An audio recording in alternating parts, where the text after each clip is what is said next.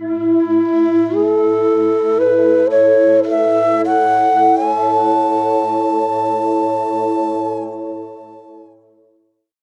ji, namaskar. Namaskar, Gaurav ji. How are you doing?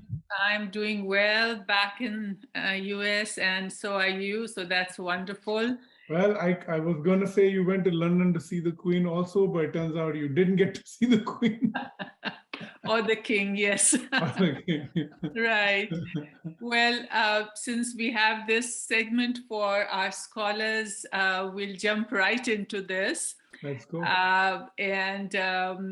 Gaurav ji, I think by the time the CHT and other scholars see this video, they would have gotten well acquainted with you. You are the dean of the HCI program, and you are resident faculty who's delivering a whole lot of lectures on Hinduism and Dharma. And beyond all this, you are the are spearheading the leadership of HCI in every respect. So, jumping right to the question, how did you get started with this and what motivated you? Thank you, Puneet ji. Thank you for asking me these questions, and I'm happy to answer all your questions. Uh, so I I've always been since a child I've been experimenting with yoga and pranayama and meditation and so on my own. This is without a guru as a child, and then later I took diksha and I got deeper into the practice. So I've had my own practice for several decades, and over time I realized that there's a sense of obligation that comes dawns on you, I suppose, over time. That's what happened with me, where uh, if I looked at the breadth of our tradition and what we do and what's available to us, and my conclusion was that this is a vast heritage. It's a deep and immense wealth that's made available to us. Over hundreds of generations of human beings have come together to curate the highest of our findings and code them into our culture and so on. And so, as someone who's at the beneficiary of this wealth, all of us that are, I felt that I ended up, eventually, because I'm an MBA, I drew a Venn diagram, and my point was there are not many people who actually understand what this wealth is. There are of those that understand the smaller circle as people that actually practice those things, and then of those that practice, people that are actually articulate enough to be able to say those things and do those things and so on. So it turns out the intersection of these circles is a very tiny handful of people. And then if you're in that circle, then you feel a sense of obligation that you must have been put together, and this entire sort of uh, this requirement of transmission passes through you.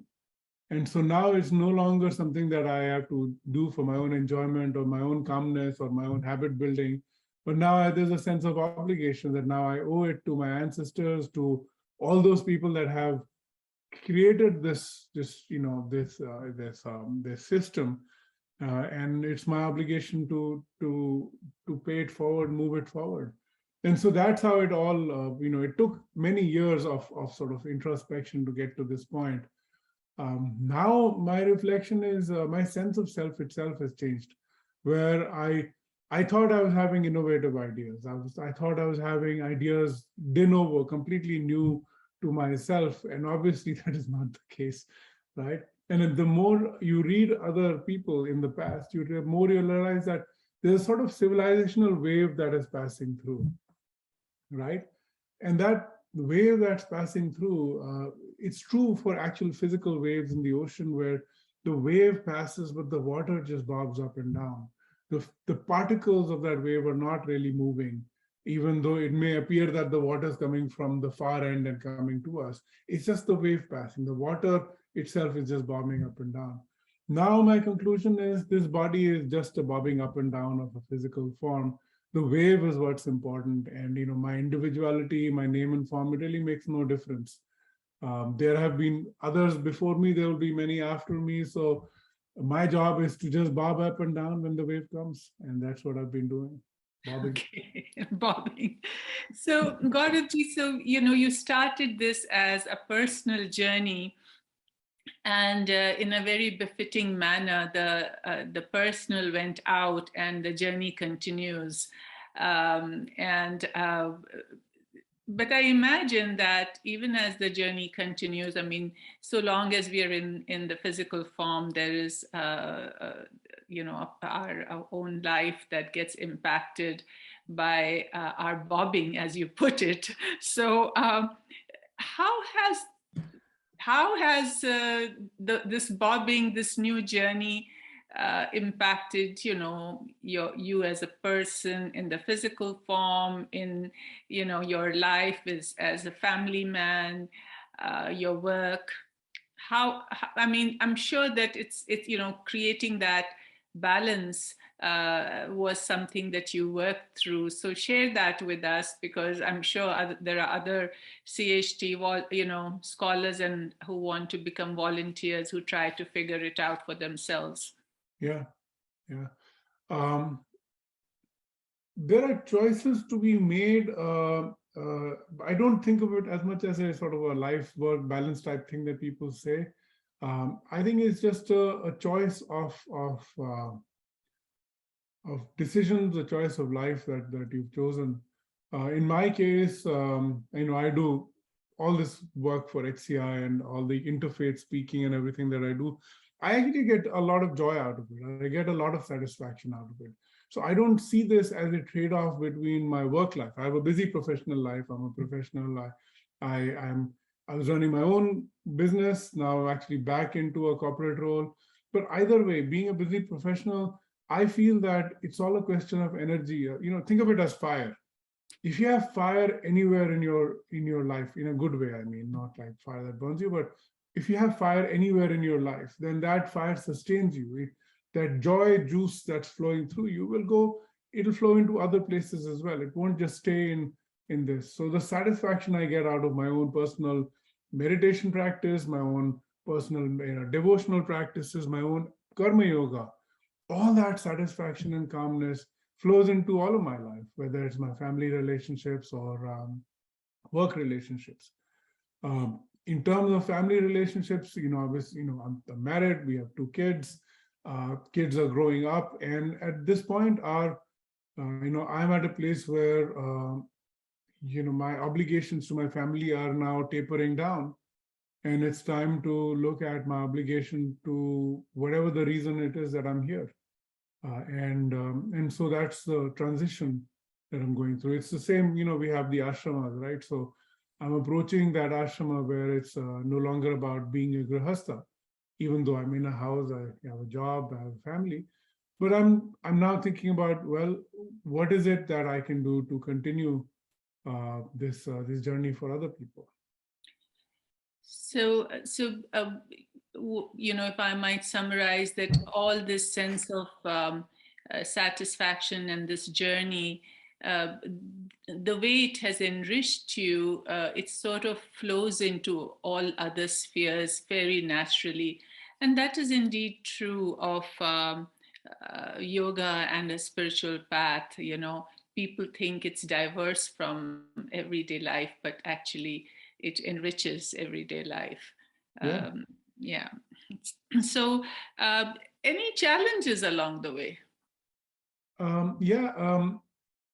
Having your own practice, I have a fairly, sort of regimented practice, and doing, all this work in the community takes time.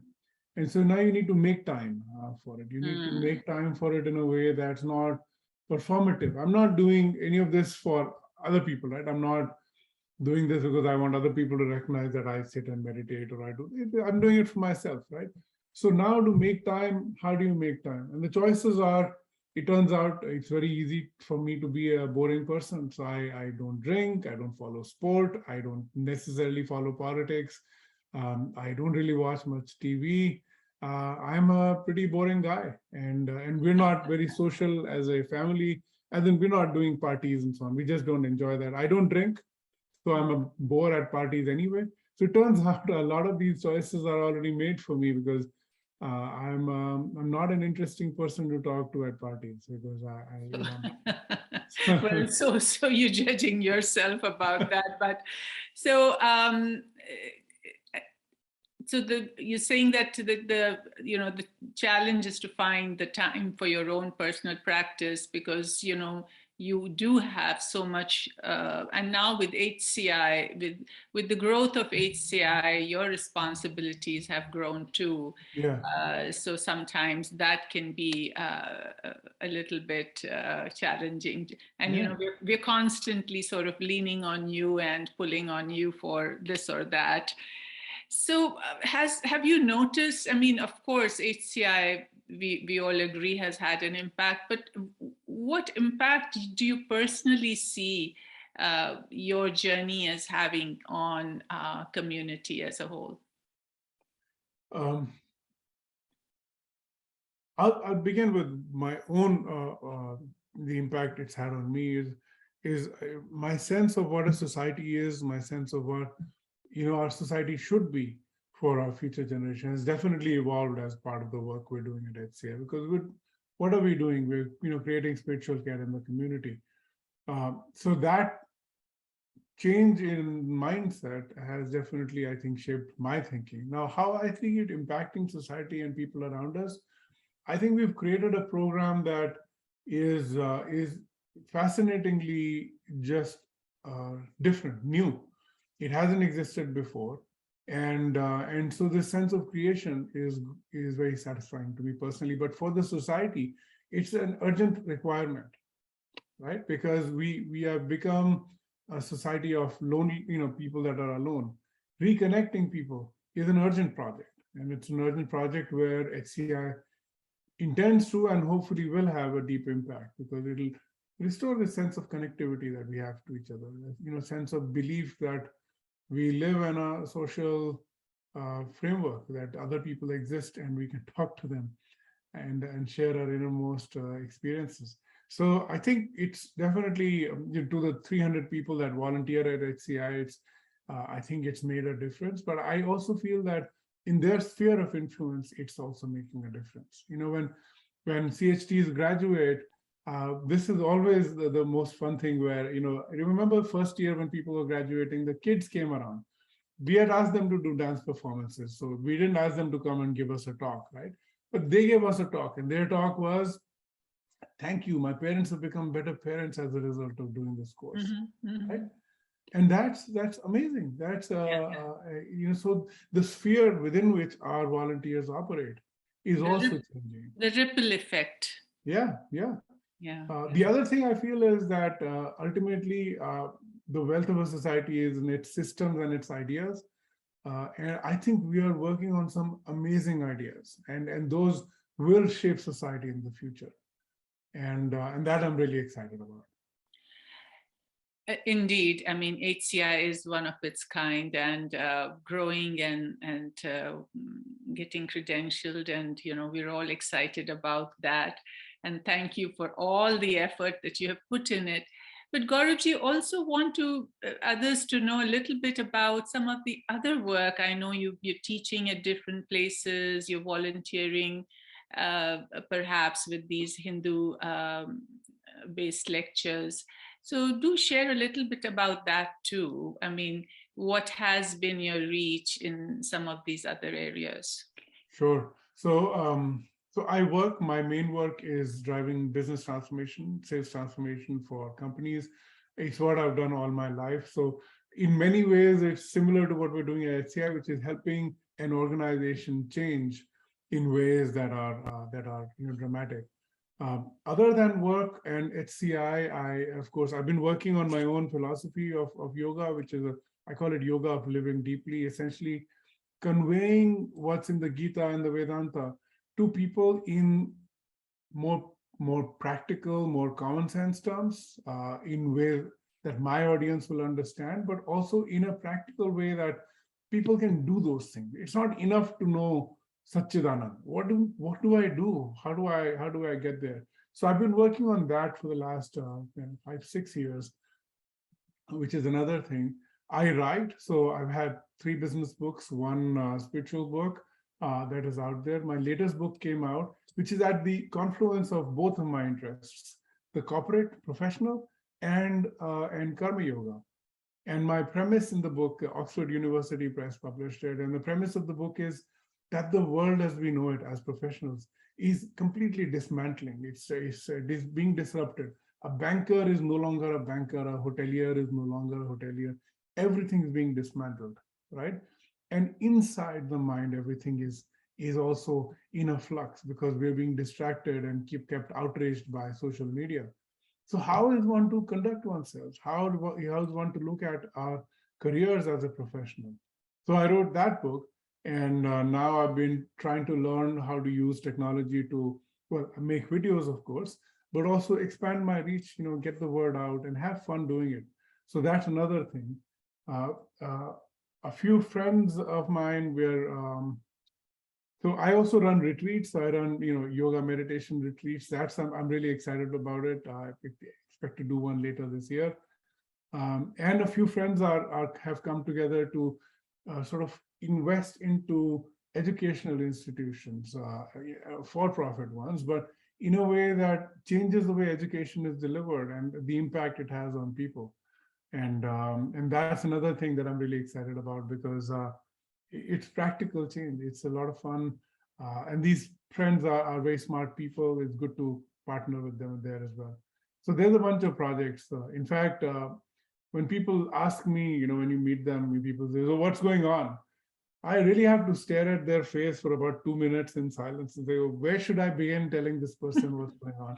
I mean, Yeah, you, there's so much you, going on that you might get whiplash just thinking about it. So you, then I just keep it limited to, look, everything's fine. Thank you. yeah, you've got a lot going on, and uh, wish you all the best with all of that. But one thing you mentioned, and that's something that I have often said to people, and often said to my clients as well, is that somehow the way we live our everyday life and the scriptures that we read and the talks that we attend, there is a disconnect between the two. That people may have read Bhagavad Gita, or they're taking, constantly attending Bhagavad Gita based lectures, but they have a hard time implementing some of the very simple and key elements of Bhagavad Gita in their day to day life. And uh, and that is such a challenge, I feel, because they feel that has to be, that's all about gods, it's not about us humans, and they can do it and I can't, and Arjun is, Arjun, but I can't be like Arjun, kind of a thing. So that discrepancy indeed, to kind of bridge that gap, bridge that distancing, would allow people to live more fulfilling and meaningful lives. Yeah. 100%. I completely agree with you. My takeaway, the Venn diagram I described, right, was that a lot of the people that describe the tradition have left the everyday life. You sit in an ashram, or you don't have a family, you're running this thing. You're a renunciate, right? And you can say things in a very philosophically accurate way, but it's very difficult to take it back home. You can get it, you can be entertained by it. It's like a TED talk, but what do you do with that? You can't bring it back. So I that's the sense of obligation that I had, that people who actually live it must be able to talk about it, must find the time to talk about it, because then that transmission is better, because it's someone like me. I'll tell you jokingly, and I'll tell you something non-jokingly as well. When I was doing engineering, I got admitted to an MBA program right after. This was a very reputed MBA program. And I went there, all is well. A few years later, I met a couple of my juniors, and they had also gone to do MBA at the same institute. So they said, um, uh, Rusty, that my college name was Rusty. So Rusty, you're our inspiration for where we are today. So I said, this is news to me. What happened? He said, we looked at this guy. We're like, if he's got admitted to MBA, then maybe we'll also get admitted to MBA. Oh, gee. So, so, so I said that. So I think that's a good message for me, which is that if this guy can talk this stuff, he's doing it, then maybe I can also do it, right? This is not, in experimentally, pristine conditions kind of guy. This guy is working and living the same life that I have, and that has actually happened. So friends that come to me because I'm right here. I'm not, someone like several levels away, right? I'm right here and I can speak with experience. And that makes a difference to everyone because it gives them confidence that this is practical. It's not just something for the afterlife or something. Exactly. And that concepts of surrender and letting go are important in our everyday life and in our most key relationships. In fact, that's where they are more valuable than anywhere else. Um, what advice would you give to people who have the heart in the right place, but don't know where to go, don't know how to include perhaps volunteering and community service in their life? What would you say? Where to begin? Where to begin? I want to go to the why question first. Why to volunteer? And the answer to that is that the satisfaction we're seeking from anything in life, it's available only in a few places. Excellence at work and selfless service are places where that satisfaction is most readily available. I'm always reminded of, when you go home and you meet, and mom cooks for you, she's not actually eating the food. She wants you to eat the food because that's how she's getting her satisfaction, right? That satisfaction translates to all of the work that you do in volunteering, which is in helping others, we are satisfied. And in fact, we cannot satisfy ourselves without helping others. And that's the reason we're unhappy. Most people that don't volunteer don't get access to that sense of satisfaction. We're a social species, we're designed for this sort of behavior. And so they're unhappy and they're seeking satisfaction out of making more money or having more drinks or I don't know, whatever it is that they're doing, but it doesn't satisfy. You're That's why you should absolutely, do it. you're absolutely right. And, of course, I think the scholars know that I'm a psychologist and I have worked with people suffering with depression and anxiety. And the people who find it very hard to come out of their depression are the people who are not able to get out of their focus on themselves. Yeah. They just and somehow volunteering doesn't appeal to them. Such are the people who have the hardest time getting out of depression because their focus is so internal. Hmm. Need to get out of their own body, their own person, and in doing so then they can find a path to um, peace or joy. So that is indeed absolutely true. That's why I say that being able to volunteer and finding some satisfaction in it is actually a privilege. Yeah, you're right. Because, yeah, because it feeds you more than it feeds others. Yes, I absolutely. Thank you for giving me the opportunity to serve you is the attitude because I got more out of it by serving you, and then not because, again, people think that you volunteer to tell other people about it. That's not nothing. You never need to tell anyone about it, but the satisfaction you feel inside is the satisfaction that matters. And so in terms of how to volunteer, uh, my sense is do the CHT course, of course, but that's preaching to the choir over here. But you can you have to build a taste for helping others, and you can build a taste by doing anything. You can help people cross the street if you're a Boy Scout. You can serve at soup kitchens if you like. But if you're a professional and you have a certain kind of skills, apply those skills to helping others, right?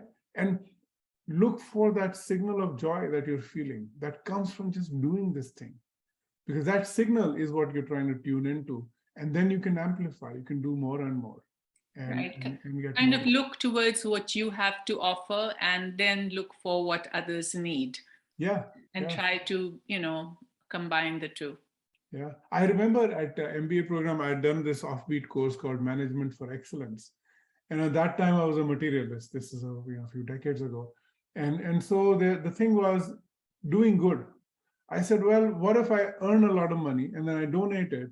Is that the same thing? And my professor, this was Professor Khandwala, who was the director at the time, he said, it's not about the money transfer part, right? It's your involvement that matters in excellence, right? It's not that you raise money, you earn a lot of money and you give it to some. You have to do it yourself. That's what makes it exciting. So I thought that was a very interesting takeaway. At that time, I had no work experience, so I had no idea what this was. But now I completely agree with that. So, any advice to folks as to how they can avoid getting burnt out? Oh, well, how long do we have? So I avoid getting burnt out. I have a framework that I use. I'm not of course, a therapist, but the framework, one sec. So I teach nonprofit. I mean, I teach startups as well, right? So the workshop I run is burnout is not the nirvana you signed up for, because nirvana is the blowing out of the candle, and Right. usually people think that as a startup entrepreneur I will become a billionaire and then that's what I want. That's one sort of nirvana.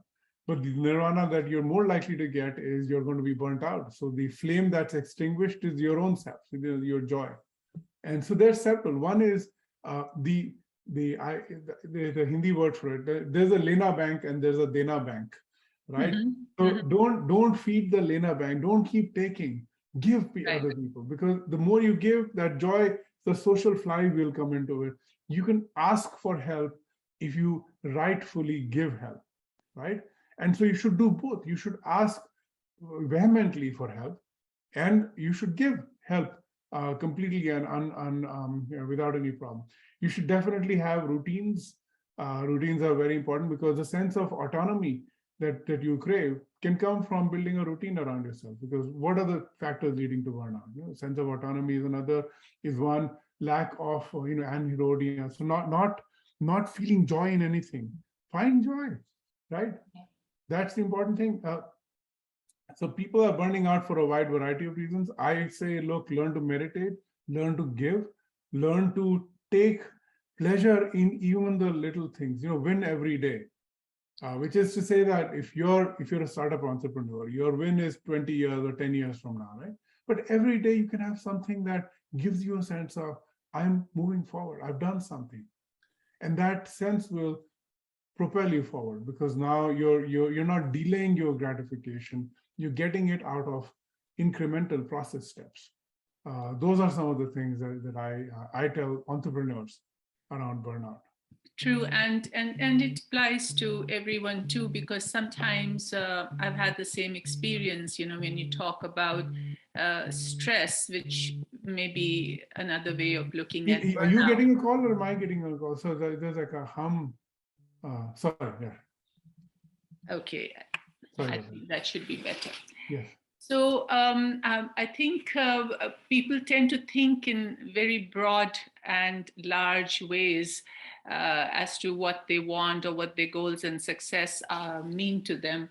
So, when they are stressed and, I talk about de-stressing and they say, well, I don't have money to go to Hawaii. And so, but it's not that. It's those 5 minutes that you take to just quiet your mind, or it's that little walk that you might take outside.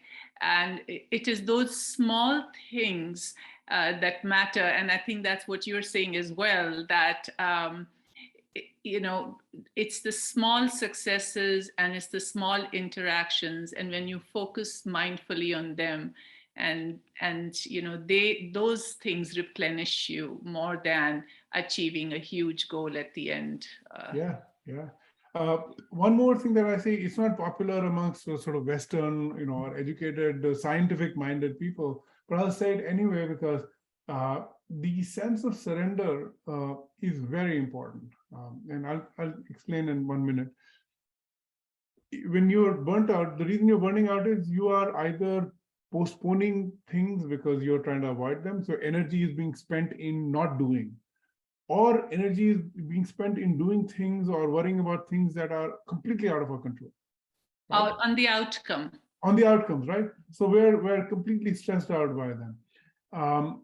And cultivating a sense of surrender, therefore cultivating a sense of a higher divinity. You can call it the universe or God or Ishvara or Paramatma. The name does not matter, but you have to cultivate it. The problem with being this rational, scientific minded is that we are materialists. Most people think that they don't need to invest themselves into the idea of God. But Punitji, I'll ask you this question. Do you watch sports? I'm not a sports fan, but if you watch sports, people really enjoy their sports, right? But you and I don't enjoy sports. What's the difference? The difference is we have not invested ourselves into those teams, right? And Right. because we haven't invested into those teams, we are deprived of the joy that regular people have from that sport, right? It's the same with surrender. You have to invest into this, a very positive, sort of relationship with the divine, right? And in Bhagavad Gita, Sri Krishna says, Yoga Kshemam Bahami Aham, right? I will carry the weight of arranging and sustaining everything. Because you think about what is the universe. We are essentially, very small fragment of the universe. The universe is doing fine without us. Thank you very much. We don't need to carry the universe on our backs, right? But we're unwilling to let go because we think, oh, if I don't do it, things won't happen. No, things are happening without our help. Thank you very much, right? So cultivating that sense of surrender is something that it's very hard to do late in life, but you should, early in life, invest yourself into a divinity, into a relationship with the divine. Very important, because if you don't, then this materialist world will seem completely, filled with things that are against us. So that's one problem. And finally, on burnout, one more thing that I recommend on the other classes again is, this the cleansing the mirror of the mind, the heart, right? The Cheta Darpana Marjanam, as they say. The heart, and from a yogi's perspective, this may not be your perspective, but from my perspective, the seat of our emotions is right here in the heart, this chakra.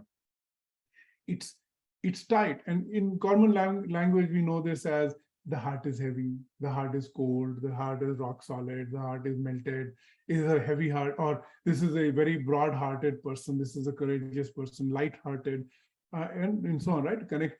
So that heart, this is the sort of the psychic, the spiritual heart. And that spiritual heart, because of this overinflated sense of self, we create a wall or plaque around this wall. This is my interpretation, right? And you have to keep removing that plaque of self, that overinflated sense of self. And devotional practices, kirtan, service, are amazing ways of just removing all that dirt from our heart.